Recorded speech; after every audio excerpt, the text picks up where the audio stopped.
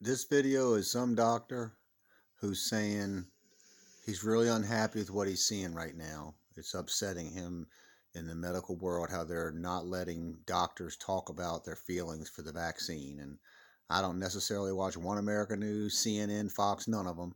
I watch all of them. And I could care less whoever's talking. We'll let them talk. In that, at this time, we might look down the road and go, boy, yeah, well, we're never going to use that vaccine again. Or there might be a subpopulation we go, yeah, it's not the one we like for everybody because of the otherwise healthy children who are getting myocarditis. So we're not going to use it in them, but we might have this subset we use it in. That just requires us to look and be honest. But right now, I'm concerned that we're not even really being willing to discuss that. All the papers I read, when they bring up the issues of myocarditis, there's always a disclaimer saying, but we still think you should get vaccinated. Right. That's a public health paper. Kirk Milhone, Why are we injecting the public health into pediatric cardiologist. of what we're seeing as physicians and scientists? So at this point, could we Reminds me of my daughter's doctor at Hopkins. all the mandates and all the requirements we have for children and just let children run around and live life normally as they did pre-pandemic? I think that was one of the Okay. ideas of the Harrington. My daughter takes 8 pills a day for her heart. Was the idea is that these are the lowest risk Okay. patients. Why are we putting them under some of the harshest restrictions? We could watch them closely, and as I know this was very controversial, but it's not. We're not like throwing them into the fire. We're saying, you know what? They actually go through this very well. They have a very low risk of hospitalization. It's 0.0001%. It's very low.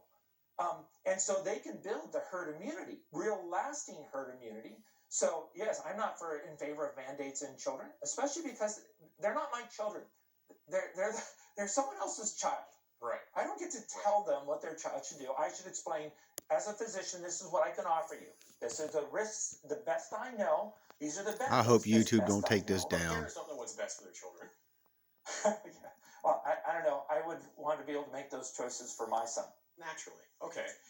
Is there anything else that you think people should know about this? Anything that the American people should know about what's going on with this, or concerns that they have, or anything else you want to address? I think anytime stuff is censored, be very concerned.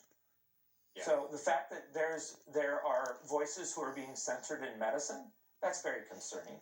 I think since there are threats to people who are really just looking out, trying to do their best for their patients, and they're being threatened with losing their license for having a different opinion, that should be very concerning to people. What you're doing is literally science. You are a doctor, and when you are looking at this medicine and how you treat your patients, I mean, you're literally doing science, and they're trying to stop you from doing that. So they are literally covering up science to prevent this. Yeah, that's what's hard for me to understand. Okay. Dr. Kirk Milhone, thanks for coming on. I really appreciate your time. Be right there, big bud. Thank you for having me. Wow.